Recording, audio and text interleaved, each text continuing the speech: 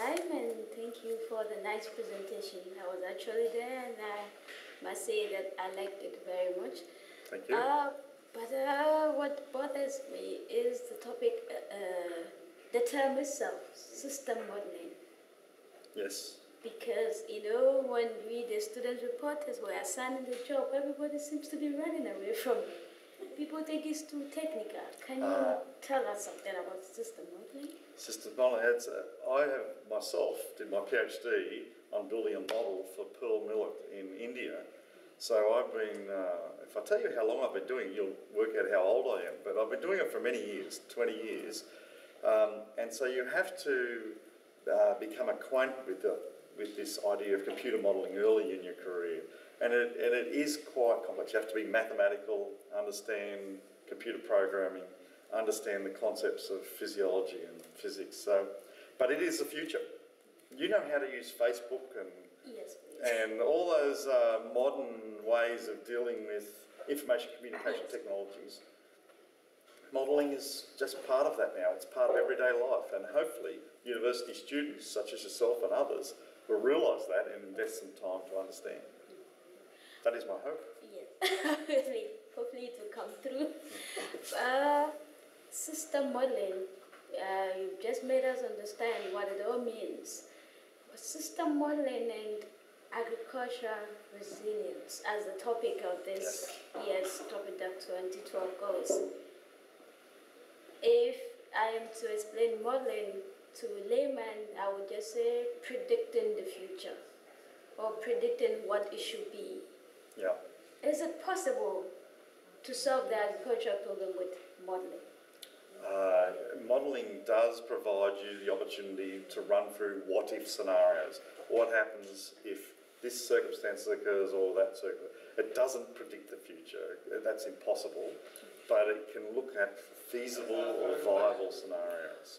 So that's important for decision makers, whether you're a decision maker at the government policy level or even, hopefully, useful for decision makers at the farm level, so farmers or those people that help farmers, to be able to look at, rather than gain experience by farming for 20 years and understanding the relationships, can you quickly gain that experience by using a model?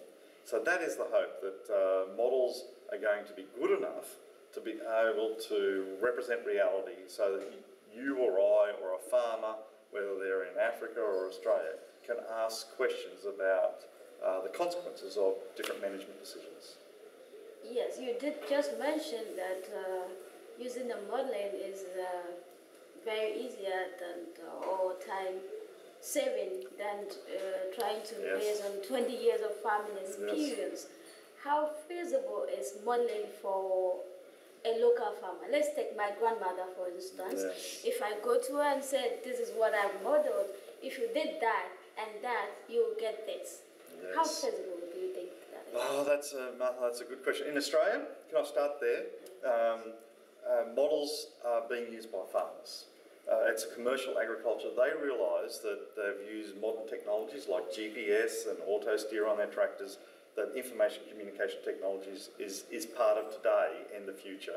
And so models are starting to be used by Australian farmers to ask questions about what crop to grow, how much should I invest in a crop. Your grandmother's in Kenya? In Ghana? In Ghana, you told me that, sorry. In Ghana. That's a much more difficult situation. Computers and technology is not as available. But I have gone to a village in Africa a number of times and put my computer on a table in a village and talked to farmers about their farming operations. What do you do? How do you manage your maize? How do you use your manure? Ask questions, and I've asked them, well, what happens if this occurs? If you put some manure on your maize as opposed to nitrogen fertiliser or not put anything on? They will say something. I've been able to use the model to suggest, well, this is what my knowledge and my understanding of the system allows you to have a possibility.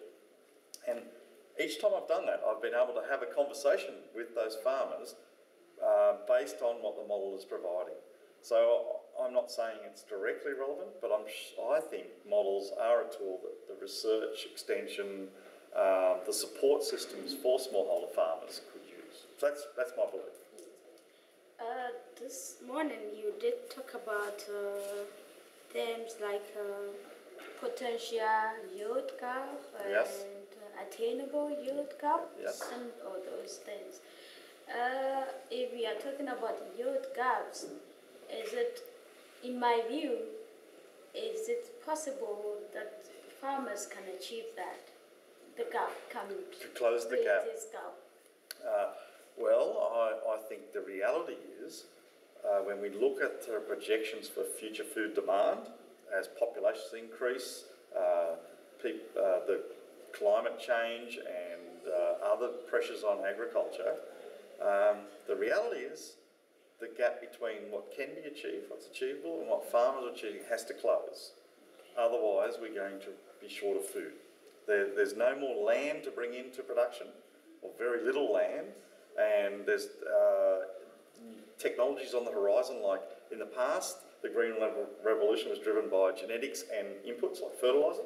Those have been largely co-opted into agriculture. So I guess I'm answering your question by saying that those farmers who are feeding the world have to close the yield gaps if we're going to maintain enough food on the planet to feed the growing populations. Can I now have the solution of system modelling? What is the contribution of system modelling to crossing this gap?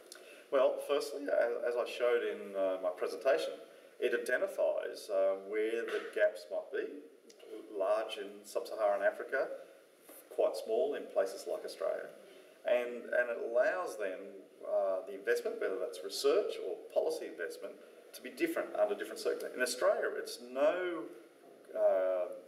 big return by just hoping farmers can do better. There has to be investment in research and development to create new technologies.